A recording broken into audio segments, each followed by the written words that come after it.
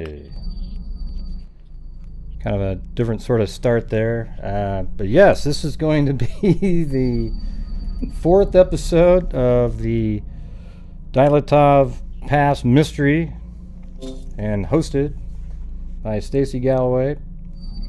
And she has a book out there called The Death of Nine. Is that right? The Death of Nine, or is it just Death of Nine? I can't remember. Death of Nine, the Dyatlov Pass mystery. That's right. And the link's in the description in the video. And if you haven't seen any of the previous episodes and you want to know what the hell we're talking about, you'll just have to go back and watch those. But in general, in Russia back in 1959, there were 10 hikers that went on a difficult hike up in the mountains, and 9 of them actually made it. One of them had to turn back because they were ill. They had some kind of a nerve issue, something like that. Yes. Mm-hmm. Right. And the other 9 continued on, and they all perished in a mysterious, sort of mind-boggling way. You know, it's people missing eyes, tongues, bodies all over the place, different areas. Some people holding on to branches, some people curled up in fetal position with various stages of dress, basically. Some people didn't have much clothing on at all. Some people were completely ready for the weather. But it was a total mystery. So today we're going to be talking about the theories behind it. So maybe you can tell us, we'll start talking about the theories, and then not too long from now we'll just open up the lines for people to call in with questions. And if you don't call in, don't start typing in, hey, what do you think about this later, okay? Because the phone number's there for you to call in to ask the question.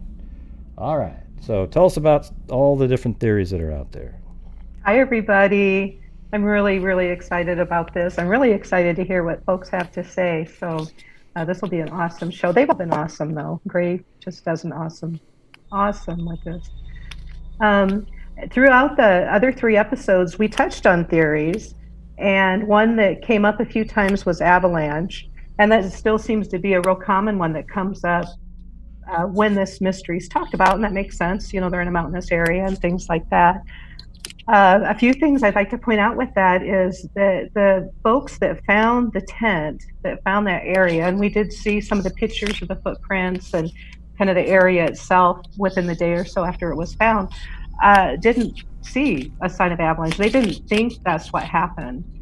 There were some experienced outdoorsmen with them who found that area, and there was just no sign. There were no trees, bent over. The footprints were still there, although some were blown away, but there were still the footprints. So overall, it just wasn't something those initial searchers thought.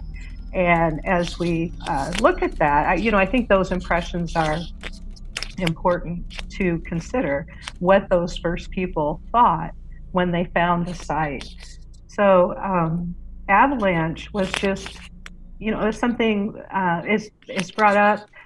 The mountain itself isn't, there's different things with the slope. The slope's at a 30-degree angle, so sure, something like that could happen.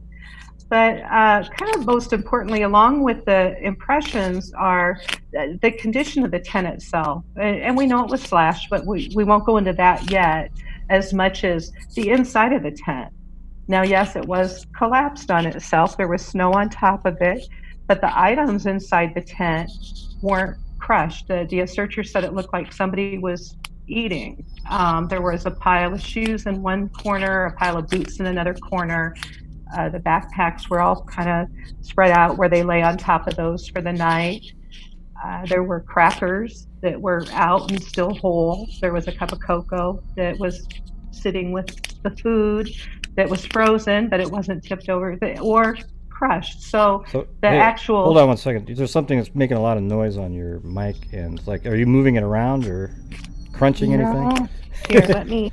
It's so weird. It sounds like almost like you're holding like a a candy wrapper or something in your hand and just crunching it or something. But Okay. So I have my book in my hand. I'm going to kind of tuck this wire I'm going to buy there. you mitts, and then you have to put them on each of your hands, and you have to just stare blankly like a robot at the screen. At the screen. Yeah. And go put on a heavy coat because Yeah. we're talking about cold weather. Yeah. And a hat. Yeah.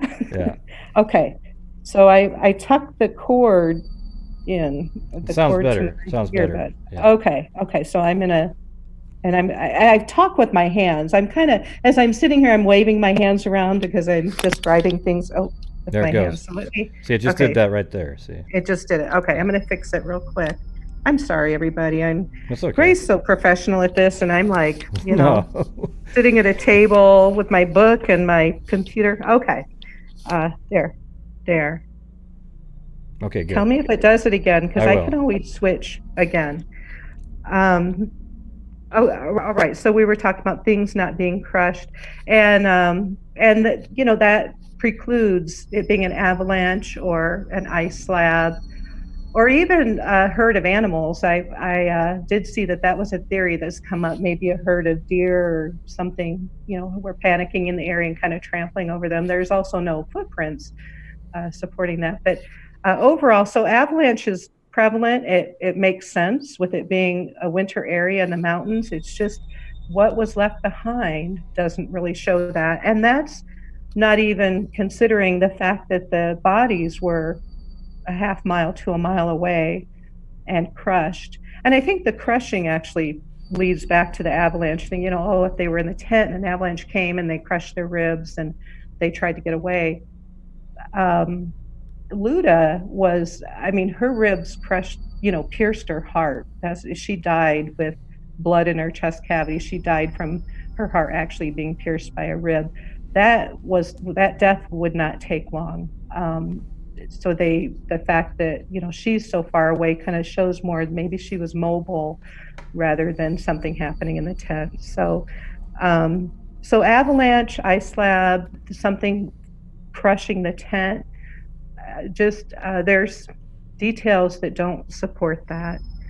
Another really popular theory is the infrasound Kármán vortex street.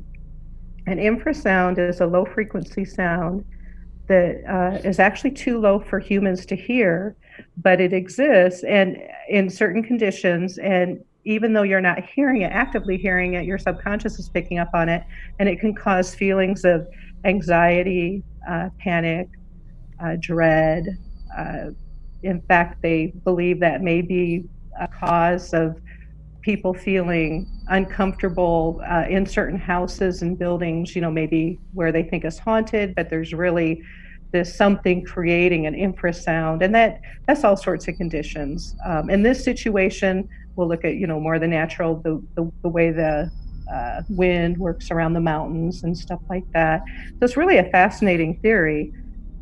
Tests have been done with that, and it affects about 20% of the people who have been in tests. The 80% don't really experience the same dread and stuff like that. So if we were to say that there was an infrasound event where they're in the tent and this infrasound maybe happened and some of them started picking up on it and getting really anxious and panicked and wanting to run out of the tent, not clothed, we have to look at the fact that it would have affected, to be generous, let's say 4 of them. That's more than 20%, but 4. So 4 people are now panicked. They run out of the tent because they just don't understand these feelings of fear and stuff. The others, even if they're in the process of changing or they're no longer, have their boots on, they may, run out and, try to stop them, but ultimately they're going to get dressed and go, or at least that's my thought process with that. Another thing with infrasound, and this happens with a lot of the theories that we discuss and look at, is again the condition of the tent. If you have people panicking, there's just not that sign of a chaotic situation in the tent. There's 5 witness testimonies that I found talking about the condition of the tent looks like they just left for some reason. Now, aside from the slashes, we do have the slashes on the side of the tent. I don't want to blow that off. But the actual condition, like, they're inside the tent and they suddenly decide to leave, it just didn't show to be a panicked, chaotic fight or flight, fear, get out of here, at the risk of my life type situation. So infrasound again is and I did say Kármán vortex street along with that. Briefly, what that is that's like the wind whistling around maybe an antenna or a flagpole, that type of sound. Again, that can help, with the infrasound or be a separate entity, but those two are hand in hand with that particular theory. Now, the slashes in the tent, were those definitely done by a knife, or could wind have done that? The tent, I do have I do have a copy of the report of the microscopic examination of the tent. Is in my book. They did say that those slashes are done with a knife, a sharp object, and they were done from the inside. That there was also no tearing, like if they punctured the canvas of the tent and then went to rip it open, that there's no sign of that. There's no sign of somebody like jamming their hands in that tear and tearing it open. I see what you're saying. So somebody literally put a knife in and then drug it, across, cutting the whole slice, right? Exactly. Horizontally near the top and vertically. There's vertical slashes in it too. And the threads show that it was pierced from the inside. And there's also signs of attempts to do it where the knife didn't actually penetrate the canvas. Like there's, little dig marks where it didn't quite catch and pierce the canvas. I wonder what that says. I mean, it seems like if you were in a really hurry to get out, would you cut the entire thing or cut a little one and try to rip it out? It seems like you would kind of cut it, because if you had a really sharp knife, you would just cut this big long strip and then be able to just get out instead of trying to rip something when the knife does a better job. What do you think? Just do a good cut into it and just tear it down. I think it just depends on that person, their situation. When I was kind of, again, like I said, I'm kind of waving my hands around as I'm talking and stuff. I hope you aren't hearing that weird noise anymore. But I think to myself, I've never been in that situation. I would cut it, get it, and then kind of be scrambling with both hands to just rip it open wider so I could get out faster. But if a nice sharp knife makes a nice sharp cut, just one big long, got a good hold of it. Yeah. And so what do you think would make people want to get out so bad? Well, I think my thought with the whole thing is that I think the tent was destroyed. Well, of course, we know the slashes were there, but I kind of separated that out, and I've seen this in discussions and stuff. The fact that that's something that comes up with this mystery is they slashed their way out of the tent. But if we step back, the tent was slashed. We don't know that they slashed their way out of the tent. We just know that the tent was destroyed from the inside. Right. What if that was somebody else? Ultimately, as we go through theories and stuff, and this is where I'm really excited to talk to everybody, as we look at the different situations, we have that situation with the tent. We talked about the autopsies and all those external injuries. That's another misconception with this mystery, is there were no external injuries. You see that a lot as you start exploring this mystery, but there were a lot of external injuries. And, even if, well, honestly, I think most of them were, pretty horrific. Some of them could be from falling on the ground, but some of those external injuries were pretty extreme. And, from the boxer's knuckles to those, the burns to the crushed ribs, and of course the histology report, that microscopic examination, the skin around Luda and Simon's eyes was removed sometime either right, as they were alive or right as they were dying, because the cellular structure does have bleeding in it. So Hmm. what I've looked at, what I've looked at with this is, as we look at the different theories and stuff, and then especially the external injuries, and I've said it throughout the series, I believe they were murdered. I believe they were murdered. I think the injuries bear that. Some of the witness testimony, when they've seen the condition of the tent, some of the friends have said, I can't imagine why they would leave the tent, leave it, knowing they're going out in the cold, ultimately to their death, because there's no other shelter out there. What would force them to do that? And I believe, armed people could do that. Somebody could force them out of the tent.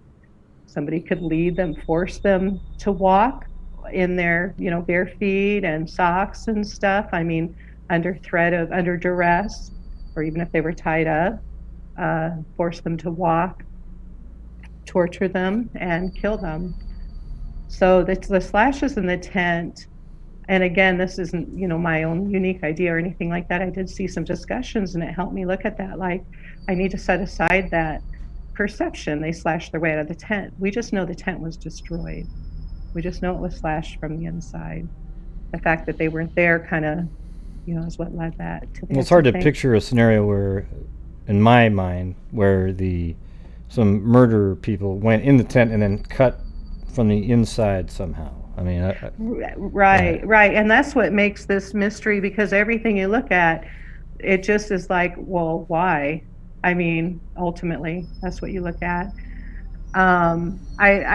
Thinking about this, and as I was writing the book, I was really relying on all the facts and everything, and it got me, through. I was like, I'm going to write down exactly what I read in these witness testimonies. I'm going to write down the tests. I'm going to go line by line in the autopsies, and then I get to the theories, and I'm like, okay, we can talk about some of the theories based on what we've seen, in earlier sections of books and in the other reports.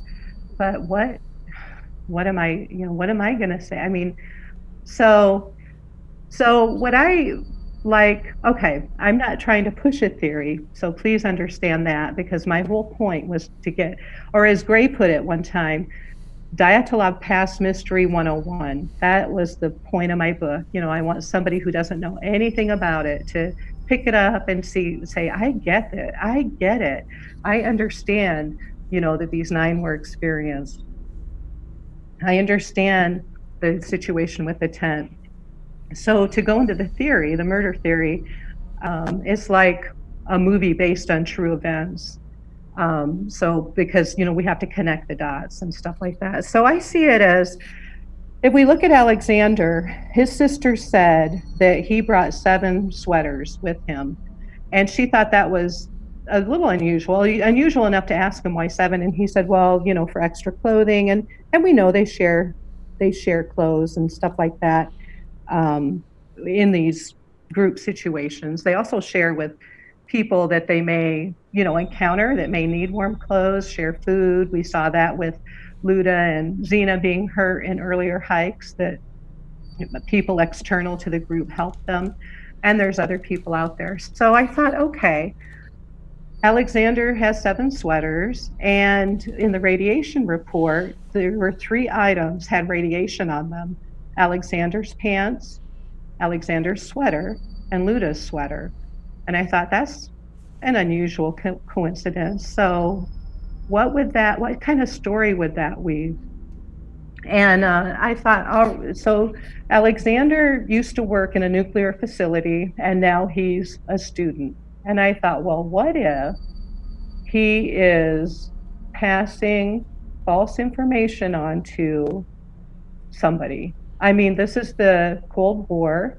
Nuclear secrets are a premium. I mean, that was radiation, everything. That's what the Cold War was about: nuclear development, nuclear research. Hopefully, Russia and the U.S. not wiping each other off the planet. So I thought, okay, well, what if it was a situation where Alexander's working for somebody and passing false information onto the U.S., and this group of people are embedded in Russia, which is, we know happens. We know that people do embed themselves in other countries, blend in with the locales, and you just don't know they're from there. And this is fascinating to me because having served during the Cold War, I mean, I retired when I retired, the Cold War was over, but having served during the Cold War and working within the just during that time frame,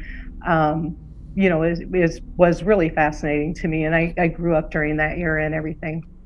So I thought, okay, so let's say he's doing that. He's passing on false secrets. And this group he's working for somebody to do that. So this group he's passing them on to finds out, this isn't real. And they're angry about that. So why would they be out there that far? Why are they doing this out there? Well, not because they wouldn't want this to happen like in a city where other people can see. And it's probably not something that happens very often, but items that have radiation on them, radiation itself is a signature. Wherever it's developed, it's got its own signature. It's unique to that facility. So to get a hold of an item that has radiation on it can tell you a lot of information. And if it's something, where it's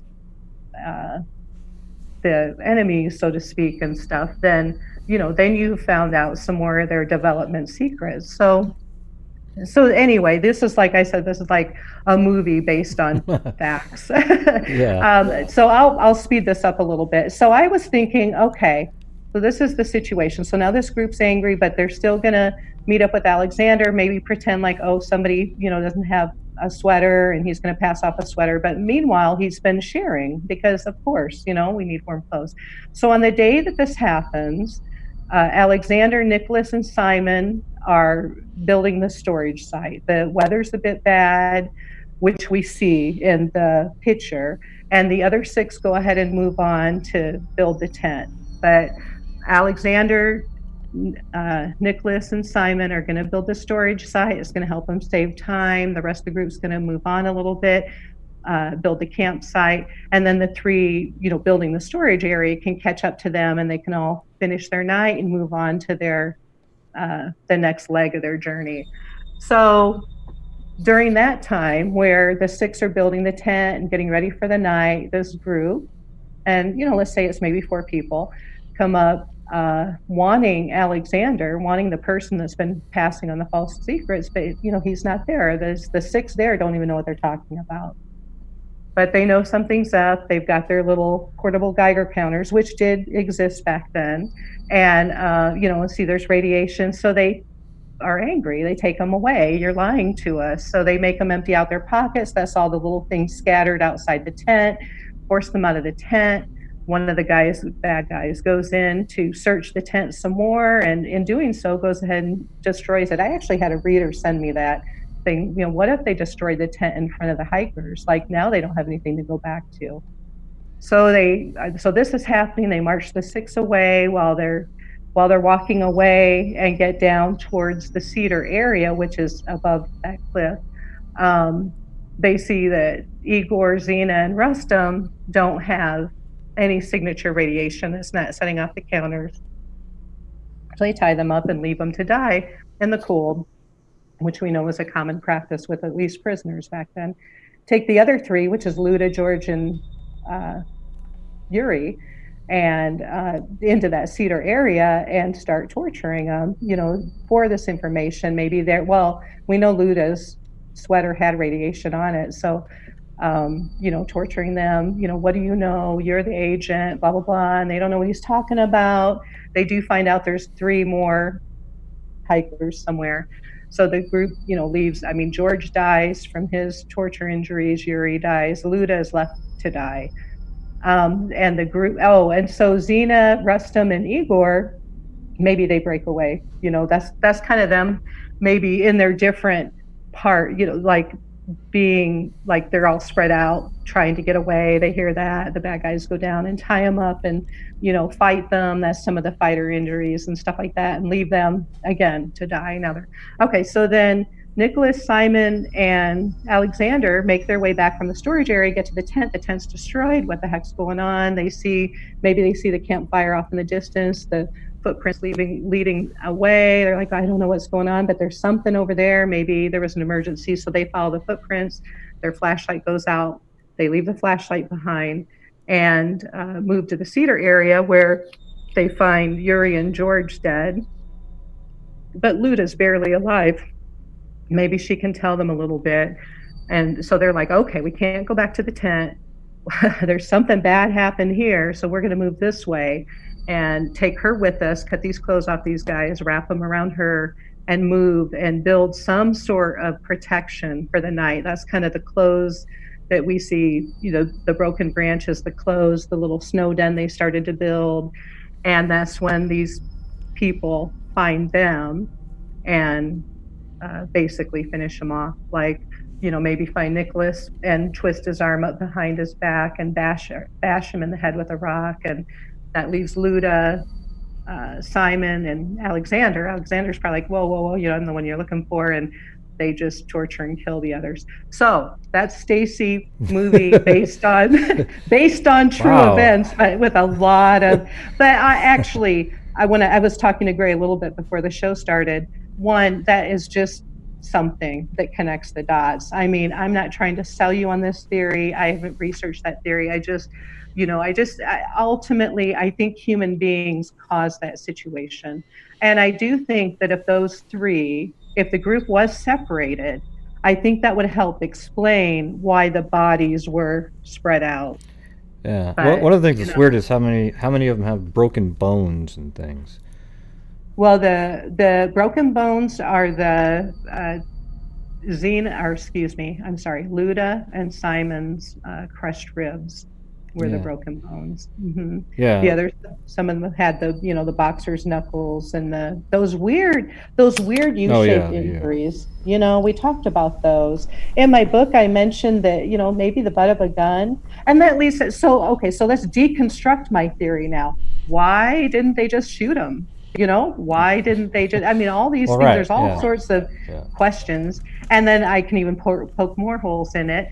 Alexander and Nicholas were dressed really well. It makes sense to me that they were somehow separate from the group, or something different was happening with them. And Alexander was too, but he didn't have boots on. So, it kind of pokes holes in that. Like I said, I'm not trying to say, this is what it is. I just thought, okay. Well, that makes sense that what you were saying earlier, maybe the three that are, or two or three that are dressed well, like they're ready to be in the elements, they were the ones that were still down at that storage unit way over there. I honestly think that would be a very feasible situation, all in all. I mean, take away everything else and look at that.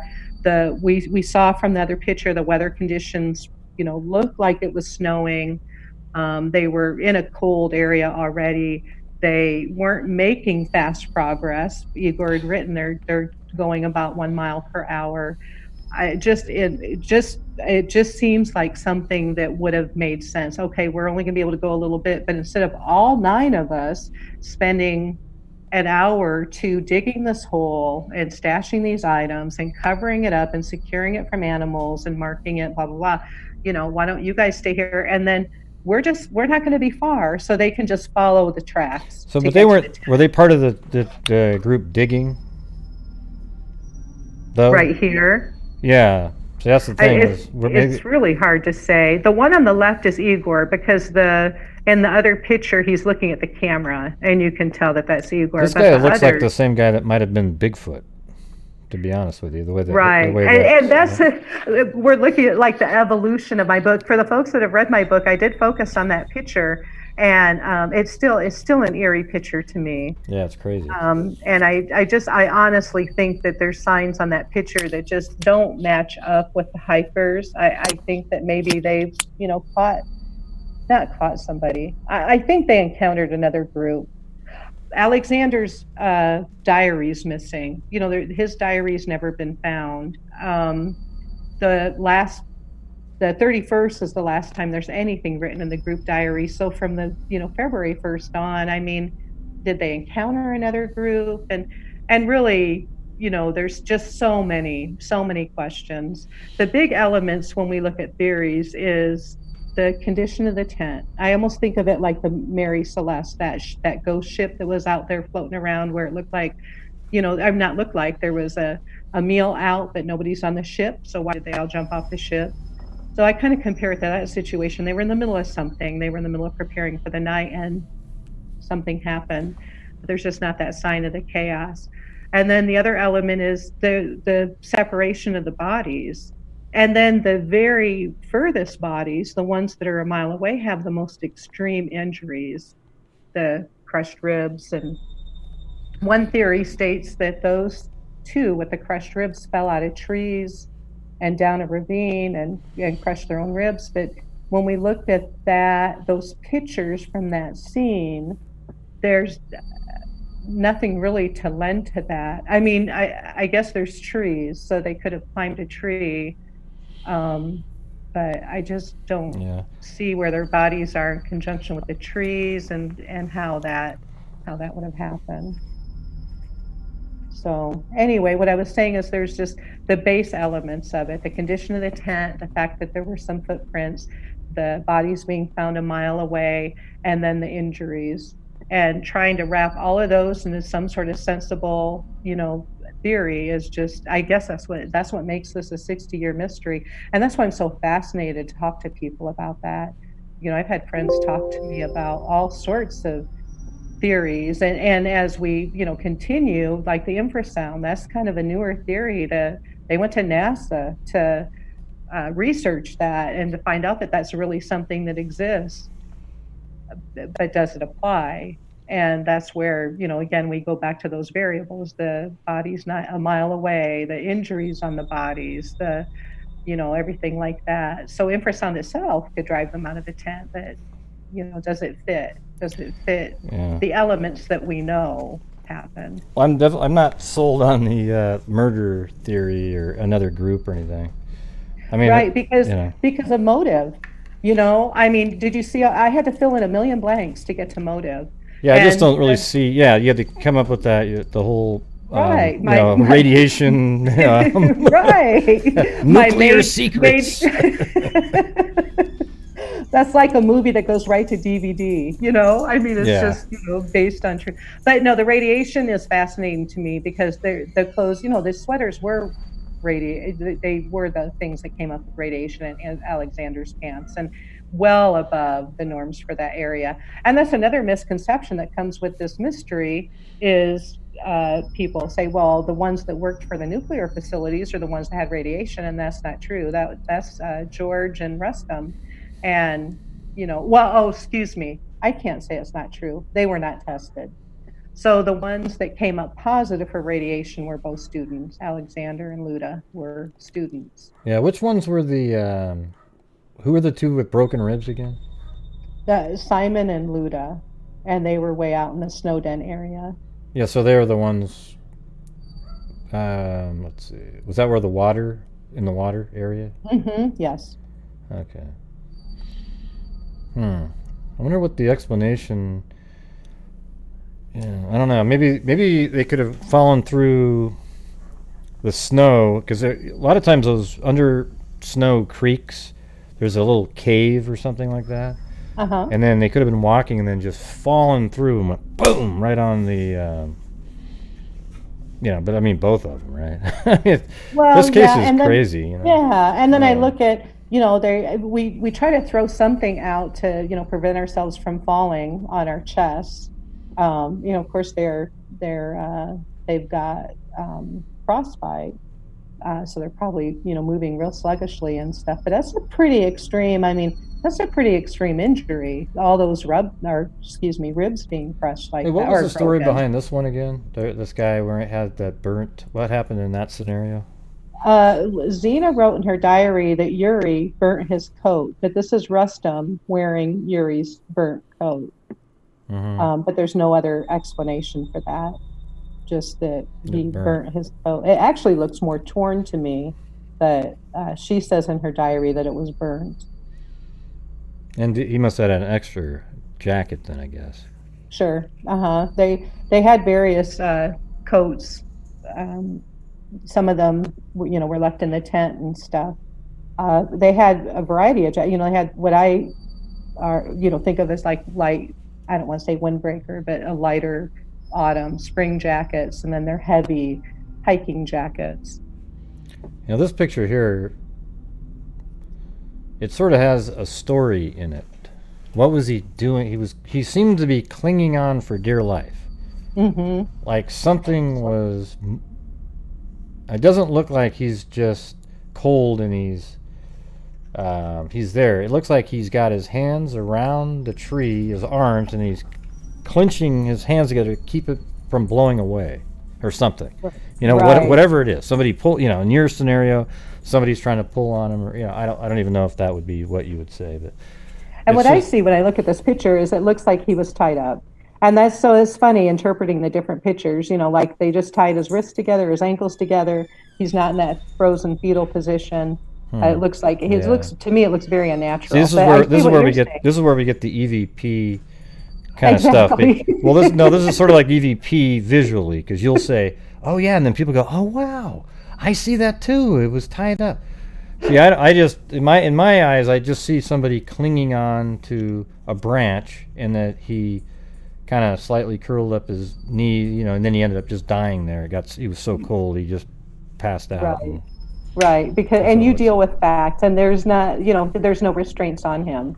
On his injuries, he's got the indents and the abrasions around his ankles. It's like a Rorschach test, like those tests where you look at blobs or like you said, the EVPs, where we're all hearing and seeing different things. I wish the pictures could talk. Except the EVP people, they'll tell you what you hear, and it's like, yeah, because it fits. That's what I'm saying. That's what it's their narrative. Yeah. It's like in your case, you're going to say that looks like they're tied up because that's your theory, is that they all were murdered. Where I'm looking at it, and I'm just thinking, wow, look at that. It looks like he was trying to be blown away, huh? Yeah, it looks like something was really. Yeah, it looks like something was blowing him away, or it was just really windy. Some sort of maybe an avalanche thing going on, and he's just trying to keep from moving. Right. And then he stay where he is. And then the cold overwhelmed him, and he died in that same position. You see that often where they die and they're in a position almost like the Pompeii. Oh yeah. When they went inside and they filled up the little holes with plaster, and you get these people just literally curled up and they all burnt to death. But suddenly just boom.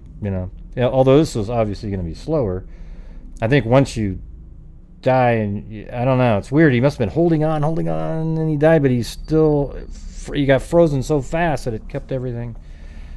See, isn't that the weird part is that his hands are still almost like he's holding on to each arm. And so that means he must have been alive, because if you died doing that, wouldn't your arms just kind of fall if you're still not frozen? And you know what I mean?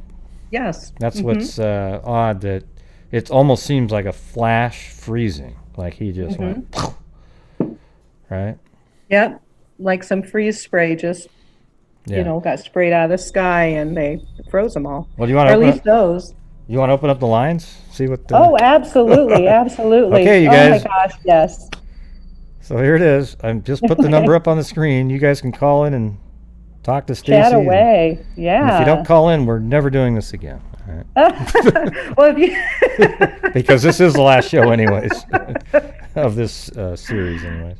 Oh, I'm fascinated to hear from people. And again, guys, I am not married to a theory. I felt like I at least owed the book theories. Yeah, this isn't calling up to debunk what she just said. Just come and call what you think you see, or maybe your theory. Absolutely. Yes, absolutely. I'm fascinated. I mean, every time I converse with somebody and they're passionate about what they're talking about, and whether it's even if we go back to the avalanche theory, I mean, that's why it's still being talked about, because not any one thing solves this mystery. And every time somebody talks about it, it brings up a new. Here we go. We got one. Yay. Okay, hold on. I got to do something though. Hold on. Okay. All right. 777 or 770. You're on the air. Hear me? Yep, I can hear you. Yes. Yep. Hi. Okay, hey. Oh. I am so enthralled with this mystery. Who is I've this? been doing some research. Who are you? This is Kim from Georgia. Kim from where? I'm Kim from Georgia. Oh, cool. All right. Hi. Yeah. Hi. I don't know if I missed it, but I've been researching it since listening to all of the podcast with you guys. And there are some theories that they were way off course, about 5 miles off course. Do you know anything about that? You know, that's really interesting because as I was writing this book, I did see that where people were saying they were off course, and then I had a friend ask me about some of the other details in the book, and I kind of dove into some research, and I just read something that said no, they weren't really off course, not for where they were, trying to get to the Mount Torton.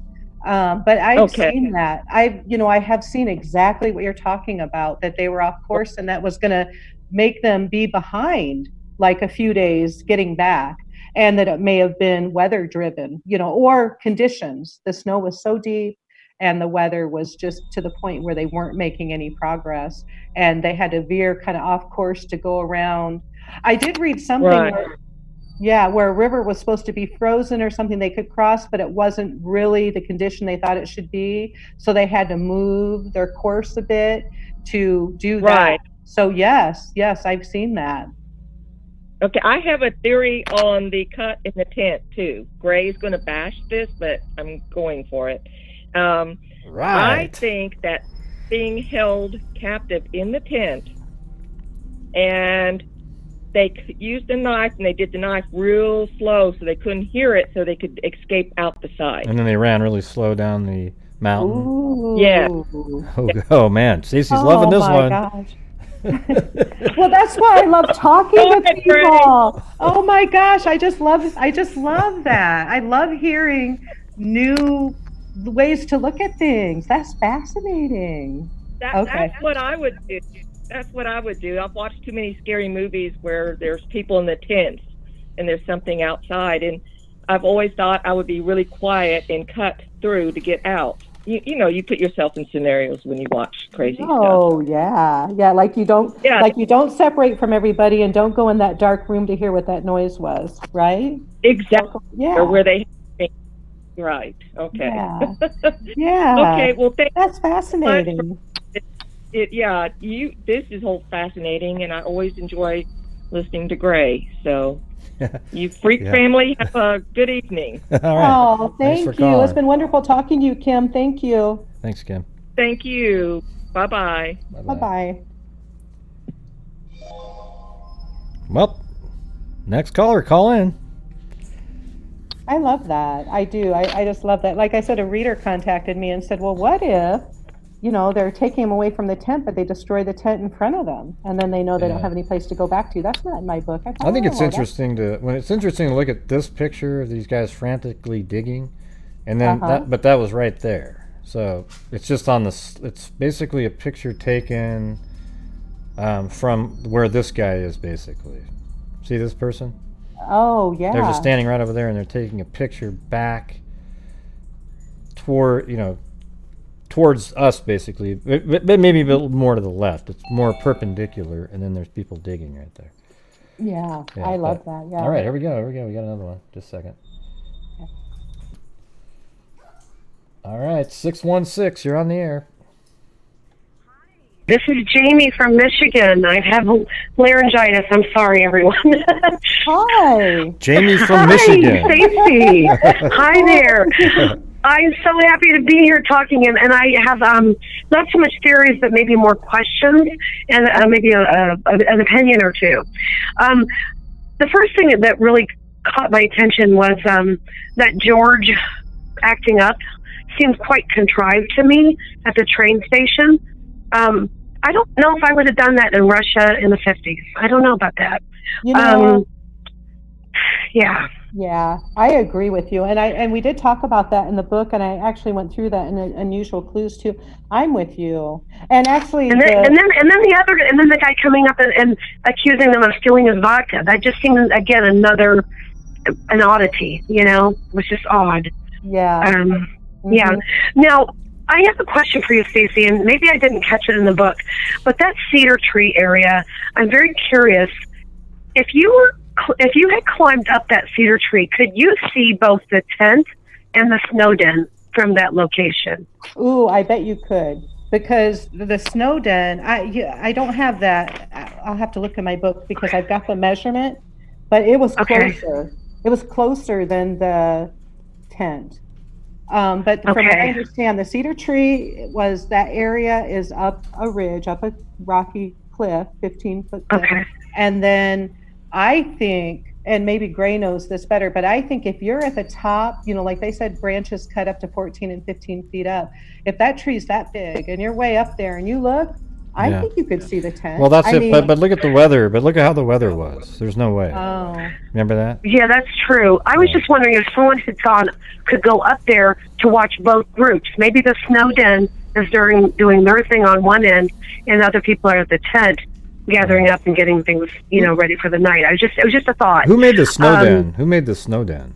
They don't know. I mean, when was it made? I mean, but they made it. Was it? You think it was made before going up there, or just in a panic?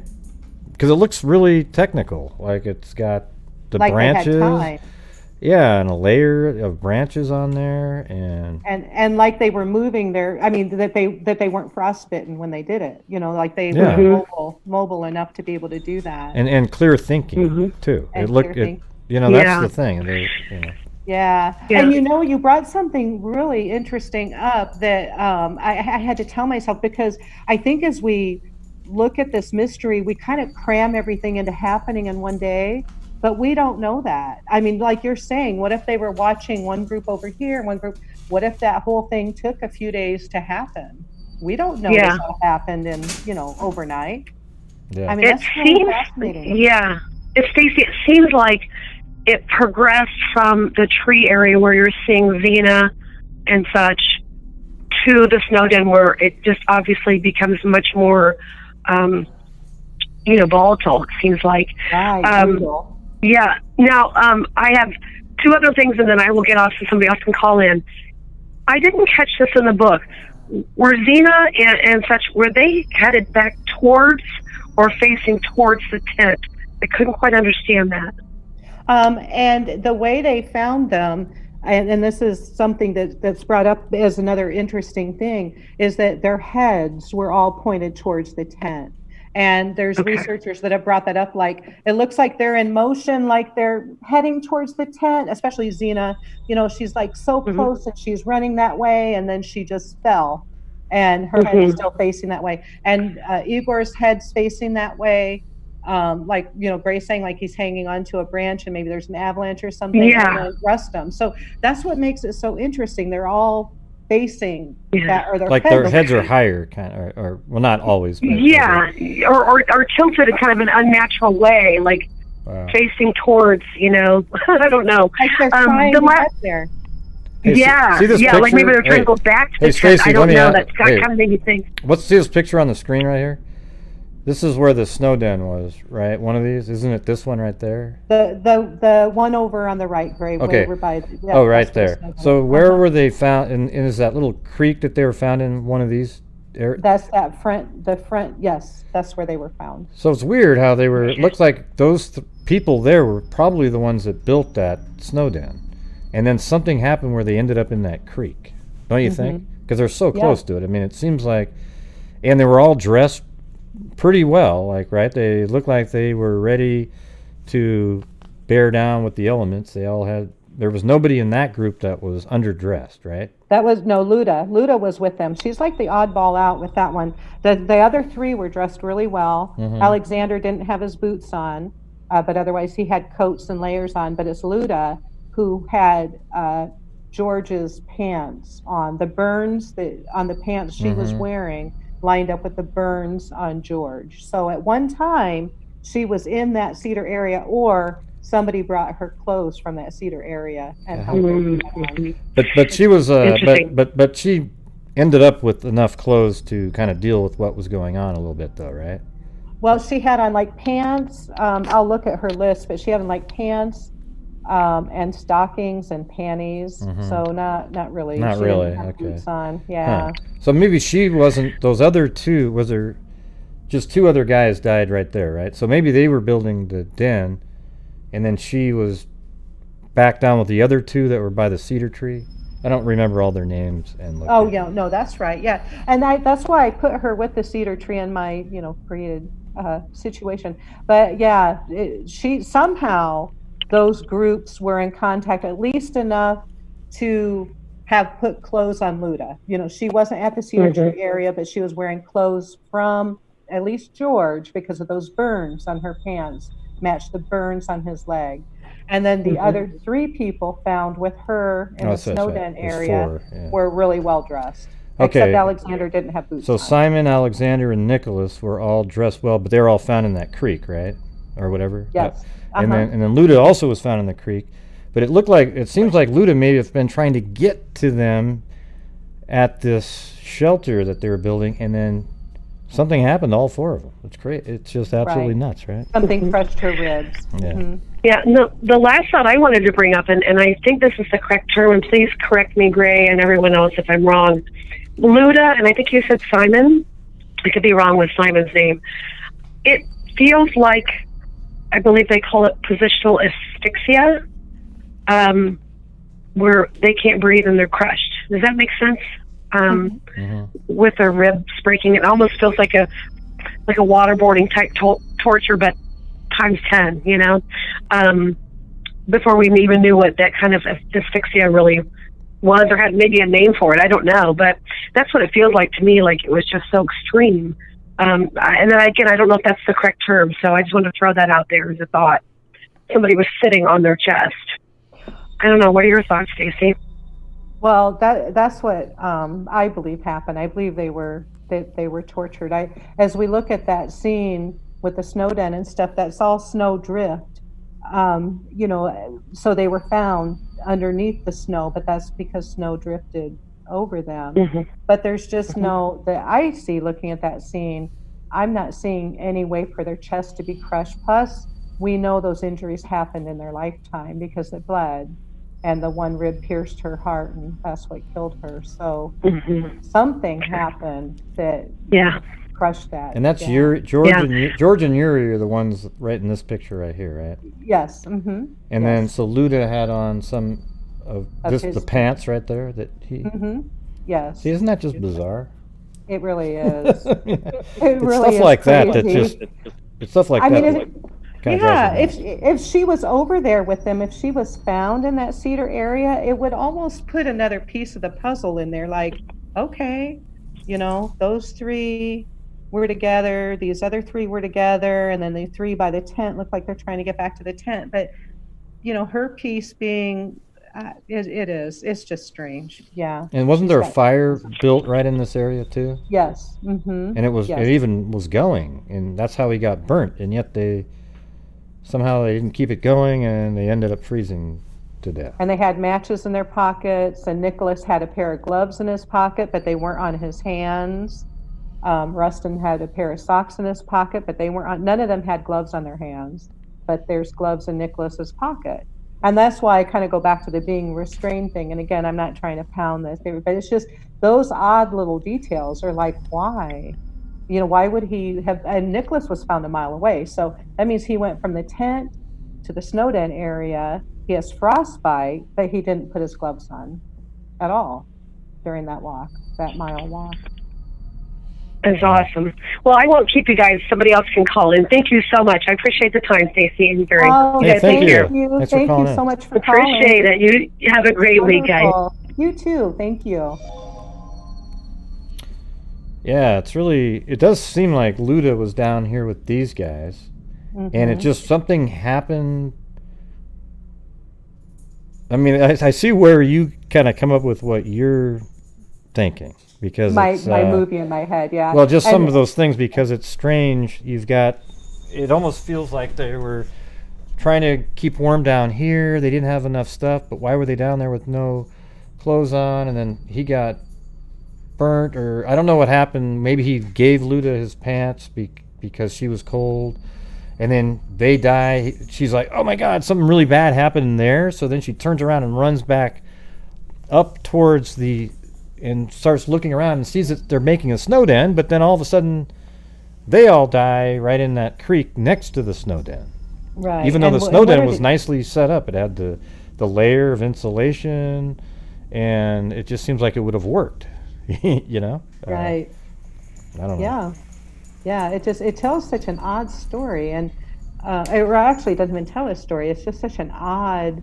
Every little piece, like you're saying with the Luda thing, that just it just doesn't fit. Like I was saying, the three. It's almost like you could do 3-3-3, except Luda's out of place, and then the other three aren't together. Where all the other five are found together, at least 4, 2, and then we have Xena, Rustum, and Igor all spread out. I mean, they're not together at all. Yeah. They had different injuries That's on right. them. So there would have been 3 there, and then 3 there. I see what you're saying. Yeah. Right. Almost like a 3-3-3, except that Luda is the odd one out with those 4 because she's not dressed nearly as well. I did look as folks are, hopefully calling in and stuff. I did have an area in the book where we talked about injuries that are similar on each other, because I was looking for a pattern there. I thought, well, maybe if all the ones in the blank area had these injuries, and I have to say there's no pattern. But so we have Igor, who was found between the cedar and the tent, and George, who was found in the cedar area. Both had cuts on their left palms. Now, I don't know if they're right-handed or anything like that, but I thought that was interesting, like a knife cut just all the way across their palm, meaning there was a knife involved somewhere. Now, George's knife was found in that cedar area near where they found his body. And we have those strange U-shaped injuries on Igor, who was found between the tent and the cedar area, and then George and Yuri, who were found in the cedar area. So again, I wasn't even really finding patterns. I was looking, and I wrote it in the book, that black eyes. Rustum has a black eye. He was found between the cedar and the tent, and then George has a black eye, and he was found in the cedar area. So those two weren't together. So the ones, really the oh, there we go. Yeah, but like Xena and Rustum and Igor, it's weird that they just sort of died in motion. Yeah, exactly. Yeah, like they're running for the tent. And that's one of the theories, is they lost their way and, were trying to make their way back to the tent. Okay, let me get this. Hold on. All right, 304, you're on the air. Long-time listener, first-time caller. This is Jim from Possum Trot, Arkansas. How are you? Hey, nice, Jim. It's wonderful to talk to you. Hi. It's Kyron. Fantastic job on all of this. I recognize your voice, and oh my gosh, terrible. It's awesome to talk to you. I saw your show where you were visiting with Gray and taking call-ins, and I wasn't there for that show, or I would have called in, because you're so fascinating. Your job? I don't know about that. Yeah, he was I don't know about that. He had the stage fright. He was here and he just looked like a deer in the headlights. Okay. I was playing on my phone the whole live. Yeah. And you got to hold Blue. I thought that was awesome. Absolutely. I would have called Cairo if I would have been there for that show. That's the only reason he came here, was to hold Blue. Okay. Yeah. Yeah, that's all it was. That looked like fun. Well, I actually can tell you that I know what happened. And Gray's been holding me off, saying, let me soak it all in. I don't want you to taint my thoughts. Yes. All right? Yeah. Okay. You ready? Yes. They were killed by an unknown compelling force. There we go. Wow, you nailed it. You did it. And that's what it said on the autopsy. Wow, amazing. No, but I missed a little bit at the beginning because I was driving and I had terrible service. When you were going over the theories, did you hang on, I always say this word wrong. What is it? Katabatic winds. Did you go over that one? No, but I think that there might have been a wind event. That's my I lean more to that than anything, because it just seems like they're holding on, like the one guy's holding on. I think there might have even been items flying in the air from the wind that just pummeled people and the item blows away, you don't know that it was what hit them. I don't know. You'd probably be able to identify if it was a twig or something, that hit him. I don't know. It's just a crazy. Yeah. I don't know, man. It's the hardest thing ever to figure out. I read about Katabatic Winds. I find that one fascinating. That specific theory itself, the one that I read, and of course it's not the all in, because we can just say Katabatic Wind and they miss some of the details. She says it so well. Katabatic. Oh, Katabatic. Thank you. Isn't that just really strong winds? Like what is the definition of that? It's I'd have to. It's like a crazy situation with just high wind, right? From my understanding. Go ahead. Oh no! I wasn't going to add anything. Go ahead, Kyron. It could be like super violent winds that are only in certain spots, which is why a fire might not have been put out. The tent might not have been knocked over, which doesn't explain the cut, obviously. But like it's just like super violent in one area and it doesn't touch another area, kind of like a tornado. Yeah, but I'm not an expert. I can't even say the damn word. Well, that's true. Yeah. And I have read that's really an interesting theory that's come out. And the way they worded that, they were saying, okay, so this wind's happening. They panicked. It was shredding the tent, and they got out of the tent and they were trying to, leave things on the tent and leave the flashlight on the tent and then make their way to a better shelter and then come back, and they didn't make it back. So we have the flashlight, found sitting on top of the tent, but it wasn't turned on.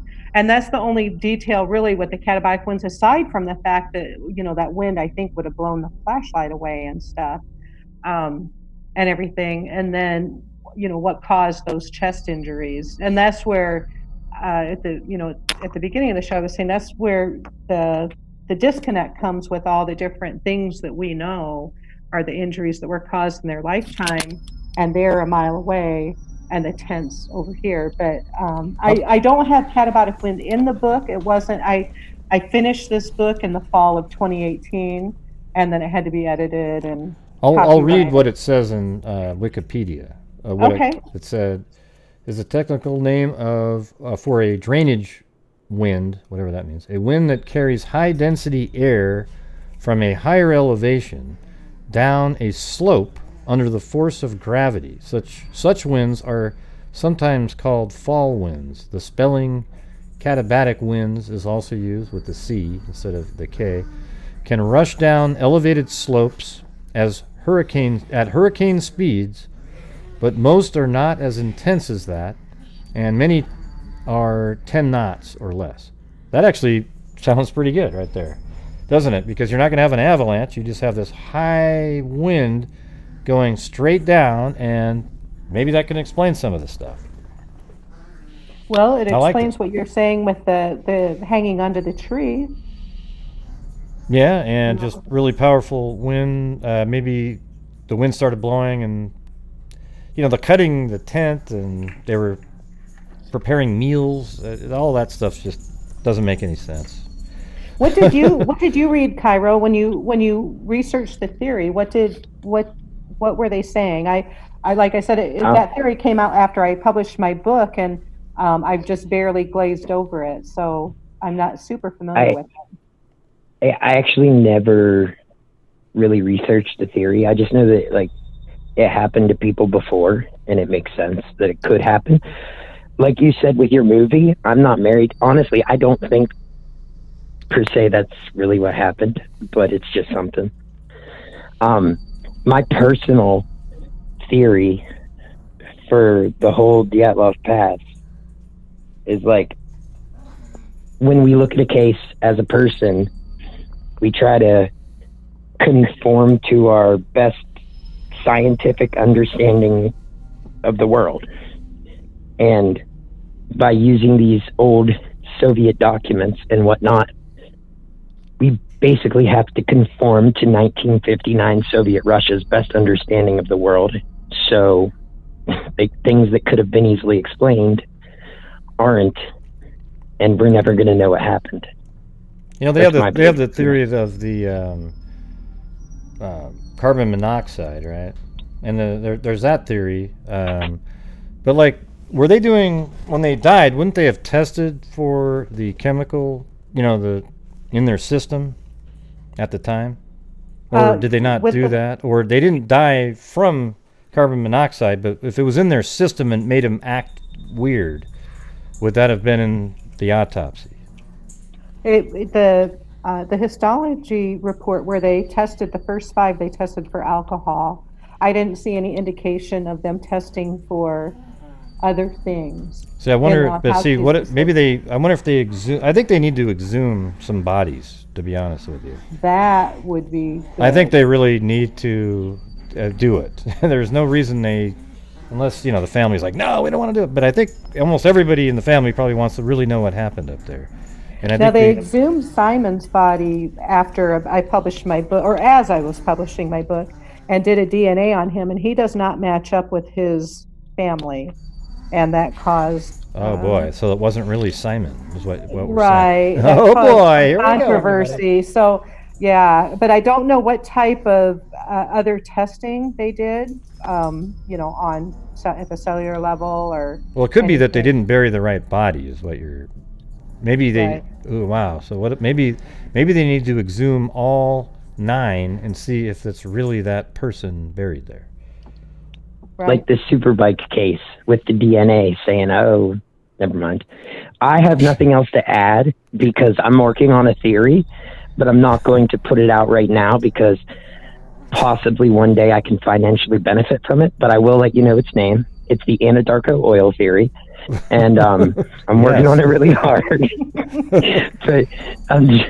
But you guys have done fantastic. This has been like the best series. I've been so excited to watch each episode. It's been awesome. Stacy, you're the best. Yeah. Gray, you're okay too. Oh, thanks, man. And you're awesome. I'll let you guys go because I have nothing else of value to add. And did you? I think you heard a ding too, didn't you? I did. I heard 2 dings, so I really got to get off here. All right, bye. All right, thanks. Bye. Thanks, Kyro. See ya. Kyro. Awesome. Yep. Well, the lines are open, everybody. We'll keep going as long as you have more phone calls. But I'm probably going to end it no later than 6:30, anyways. So if you guys want to, which would be an hour and a half.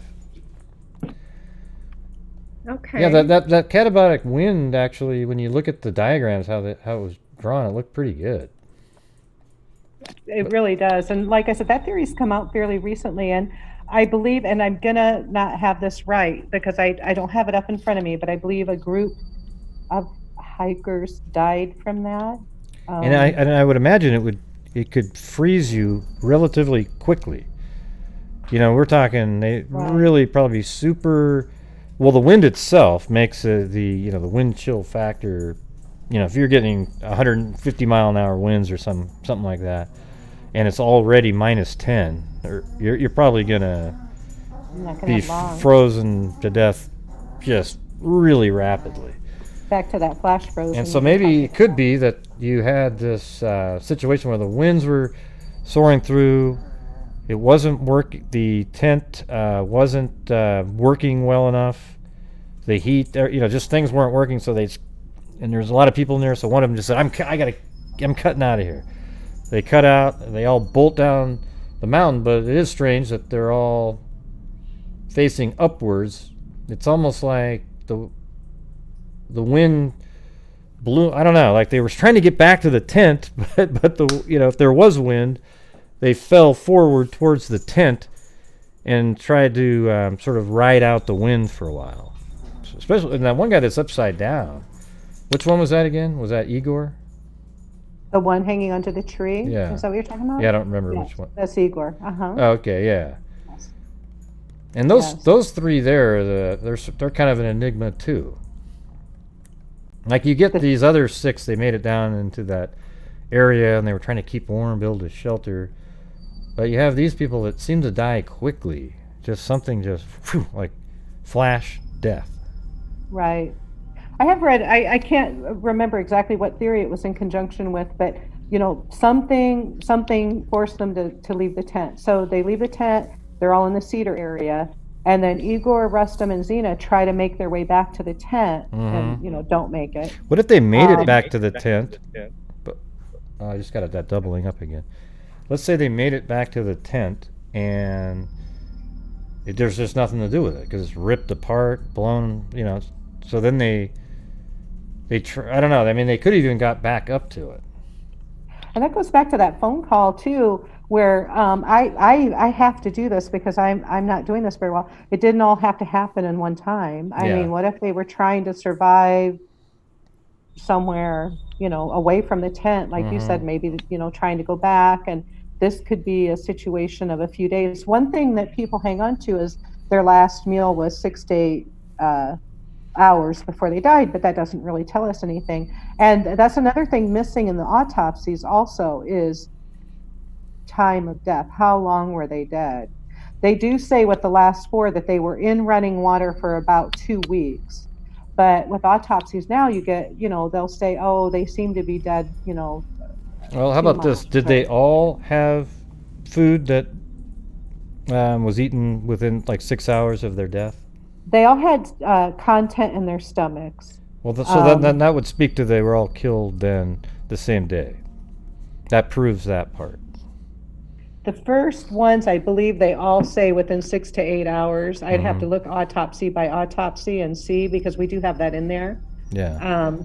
But I don't remember what the last 4. I know the first 5. Right. So if they all had content and they all died and they'd eaten within 6 hours, it's probably likely they were all killed around the same time, unless you want to think, oh, well, maybe they kept some food and ate it the next day. I mean, that just sounds... I think they were struggling for their life at this point, That's where, that's back to the filling in the blanks. I mean, so many theories, even the one I threw out there. I mean, you have to fill in so many blanks, and we can add days onto it. Then we can get into the kind of the conspiracy area. Well, somebody, they took pages out of their diaries, they didn't include things, and all that. So, once we start adding that extra time in, like if they all had food in their stomachs and and it seemed to be 6 to 8 hours prior to death, like you're saying, then it kind of stretches it if we start saying, oh, but then the next day same thing, and that's where we just have to start adding more elements to it. So I just glanced at one of the autopsies of the last one. I think it was Simon's, and it was not noted, the stomach contents.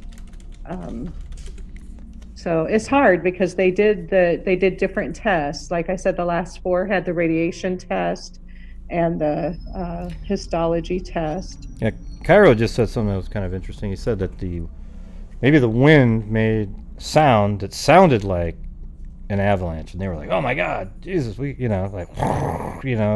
they get out of there, and they've already destroyed the tent, and they make it down into the woods.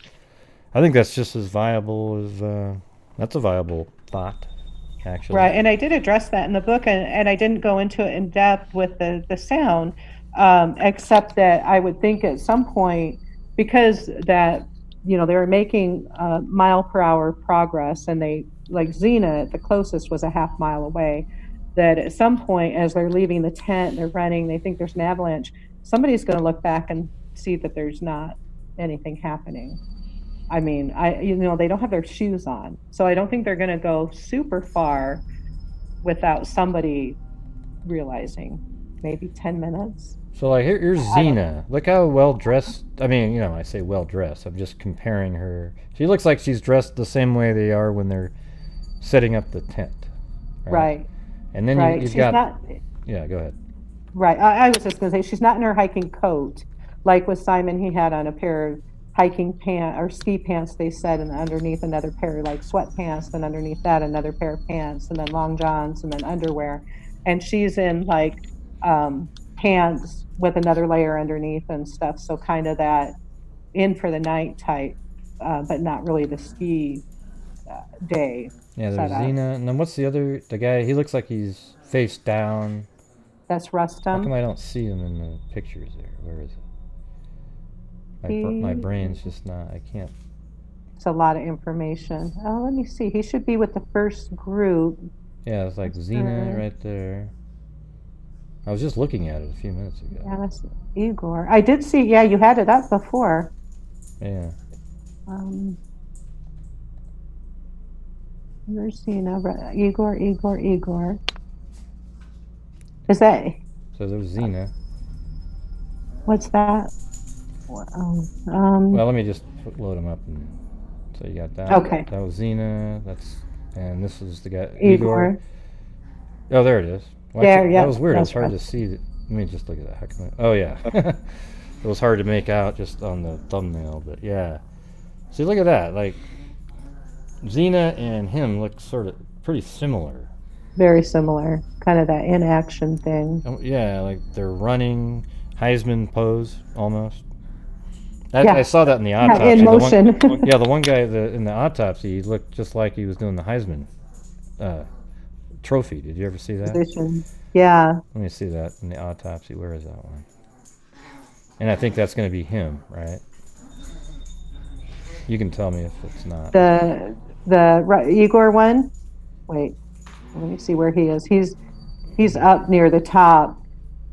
That's him. Or Right I'm here. sorry, that's Rustum. Yeah. Look at that. Yeah. So Rustum he was the one that was just face down, right? Mm-hmm. Yeah, look at that. Looks like he's in motion. That's the Heisman pose, basically. I don't know if you've ever seen that trophy, but it's. My husband's a big sports guy, But so look I at that, have. it's wild. And so if you look at this picture, let me take that one and then go back to the one where he's in the ground. Now I'll try to remember which one that was. Oh, there it is right there. All right, so now if you take this, and it all still looks the same. See, the arm there is this arm back. Mm-hmm. This arm's curled. That's that one. Now we can see his right leg is this one, which is basically straight back with a slight bend in it. And then the other leg is really curled up. I think that's his knee right there, right? Mm-hmm. Yes, it is. So again, like he's in motion. Yeah. Like he's, running. And so I'll show you the Heisman Trophy, just because now I don't think, just a second. It's pretty weird. It looks very similar. See that? Oh, wow, yeah. Okay. I mean, it's almost identical. I mean, look at that. It's crazy, right? Although his arm's not It's straight in out, but motion. yeah, it's very similar. Wow. It's fascinating how they're all in different, positions. I do find it interesting that none of them are curled up for cold weather. None of the 9. Now the 4 in the water, that's hard to judge because they're in water. And It's also but hard they to were tell, still too, like if you die, the one that's holding onto the branch? mm-hmm, So he may have been more like that, but then when he died, his legs just sort of... But I don't know, everything else seems to keep its shape. You ever notice that? Like all these people... This guy right here, literally in this picture, Rustum here, he looks exactly like those Pompeii those images. like something happened while he was in A motion. flash freeze almost, like he just, boom, was hit with something, froze. And what were his injuries? Did he have any other than He had the boxer's knuckles. He had a skull injury. Yeah. He had abrasions on his face. I can look at his real quick. Let's see.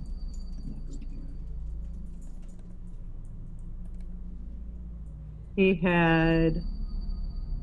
Oh, there he goes. This is the scratches on new his- shot of him. This is the new one, right there. Yeah. He had scratches on his forehead, a bloody abrasion, indented bruising on his forehead.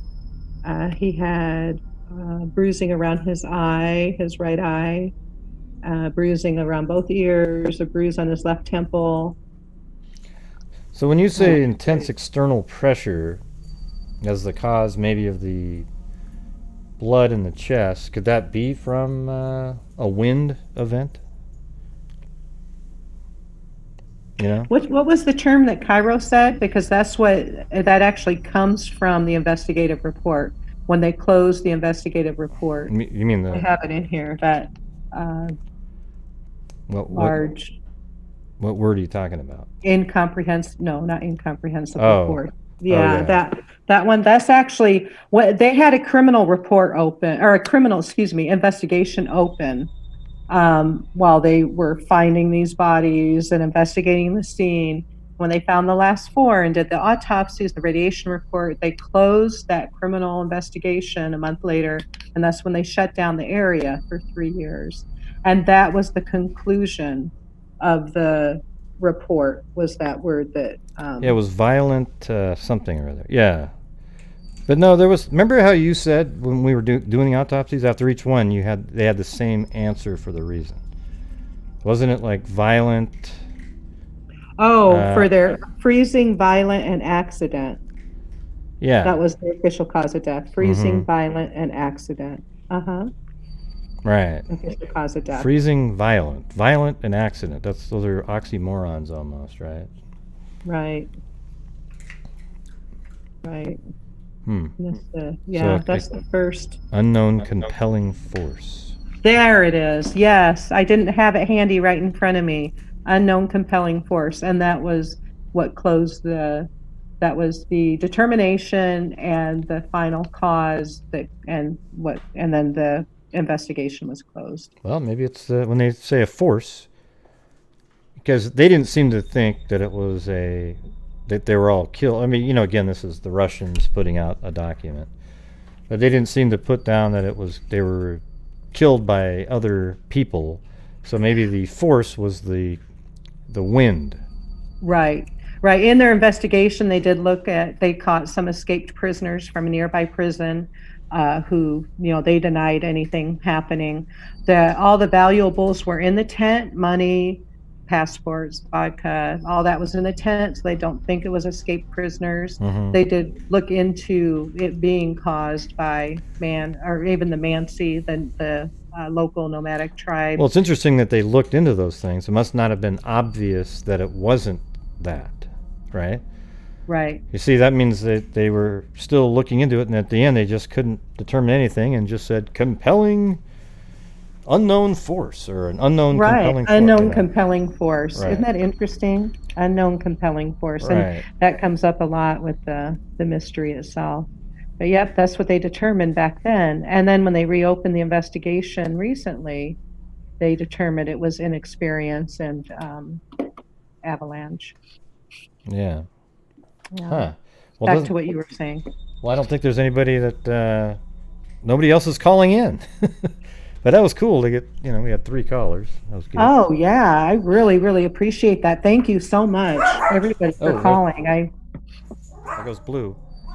Hi, Blue. He's joining in. He's joined in our other conversations, too. It always happens right during an important part of the show. His hackles are up, man. Look at that. Blue, calm down, buddy. Okay. Come here, Blue. I'm not sure why he's doing that, but he's doing it now because that's what he does. All right. That's awesome. Hey, Blue. But I don't know. I guess if people want to have another, I don't know if you ever want to do another show where people just ask questions, or maybe we can do one if you want in the future. Like people send in questions and we just go over all of them. I'd love it. Yeah. I every time I know I just repeat myself now, but every time I talk about this, I learn something new, and I love it. It's just, so many great viewpoints, so many really good questions and thoughts. There was one. Somebody came in right at the buzzer here. Hold on. Just a second. 860, you're on the air. Hey, Grace. This is Jay from Connecticut calling. From where? Connecticut. Oh, hey, what's going on? Hi. Not much. How you doing, Stacy? Good. I just How had are a you? question. Pretty good. Do you think dehydration could have been causing them to go a little bit crazy too? That's really interesting, and that's not something I've read about before, but that's interesting, and it kind of goes into Gray had talked about in another show the effects of freezing. And then we briefly mentioned carbon monoxide. So if we start looking at these things that can cause, I don't want to say hallucinations, but some of those can, the freezing and carbon monoxide. That's interesting, the dehydration. Right, I'm sorry. Go ahead. Oh, no. I was just going to kind of repeat myself and just say I'm not familiar with what their habits were for, stopping to stay hydrated. But with the amount of energy they were expending, it seems like that would be very important. Right, and they wouldn't have had any unfrozen water or anything like that for quite some time, I'd imagine, by that point. And being avid hikers, they would know. Well, they would have known not to eat snow because that would make your hypothermia come on quicker. Right. I was just wondering if that.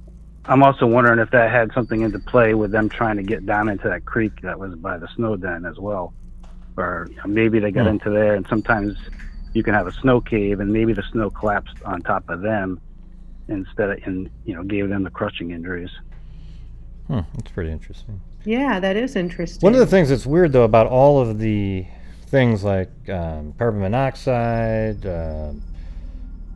They didn't use the stove, though, I thought you said at one point. Yeah, but I'm just talking about the theories out there. Well, there's other people that think they did use the stove, but maybe it was like blown out, all the wood, and there was that one piece sitting there.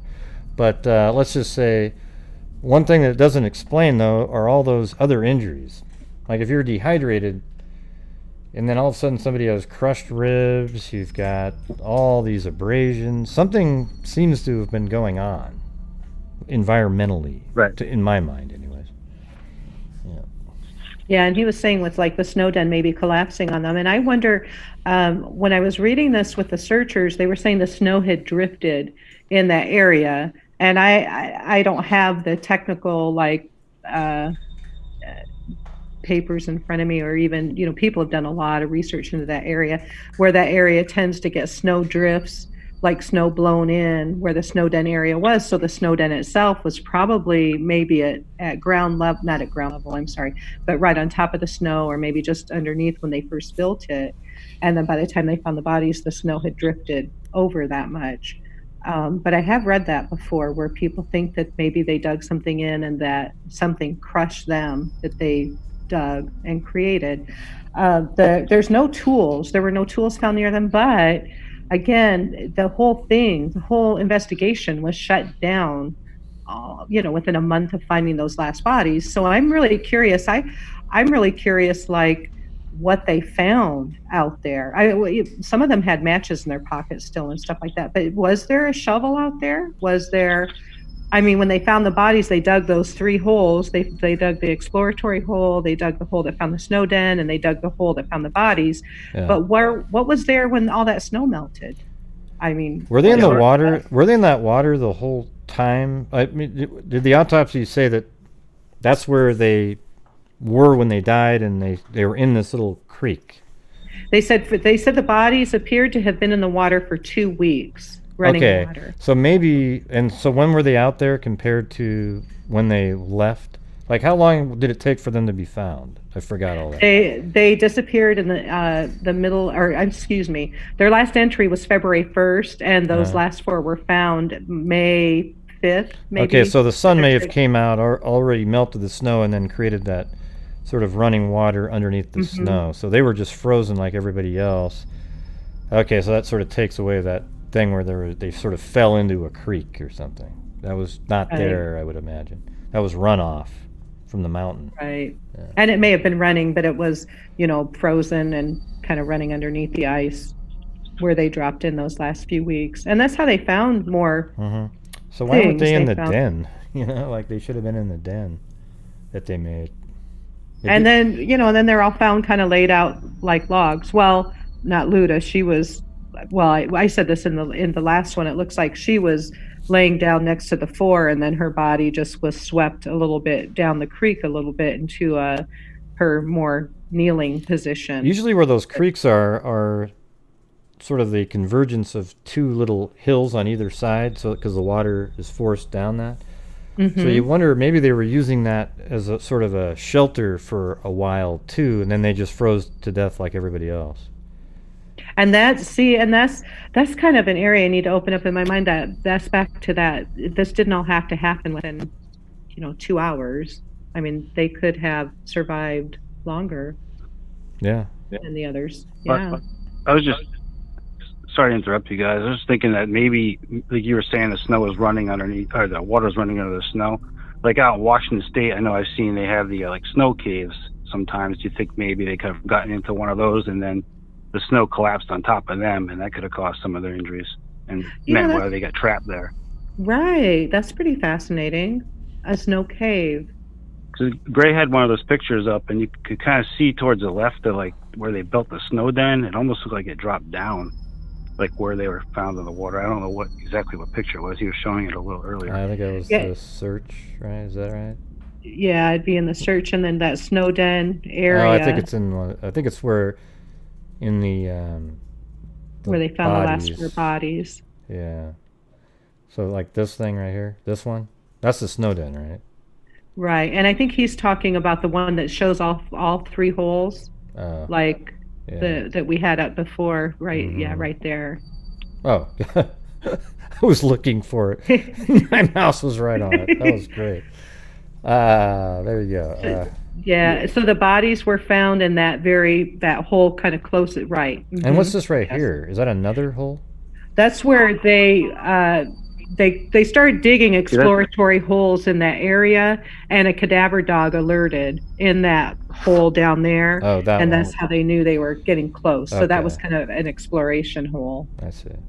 I'll just make one more comment now. I'll leave you guys alone, so take any less of your time. But right where Gray just had his arrow, that almost looks like where the water would have been running underneath the snow. Yeah. I was wondering if they could have fell down into there somehow, and maybe the snow fell on top of them. But hey, thanks for your time and your insight.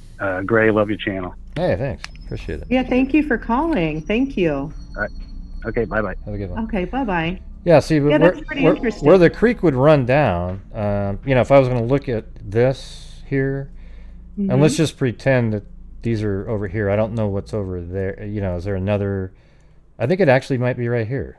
This right there. I think we're just over slightly. I think if we move these over, because look at how there's this little.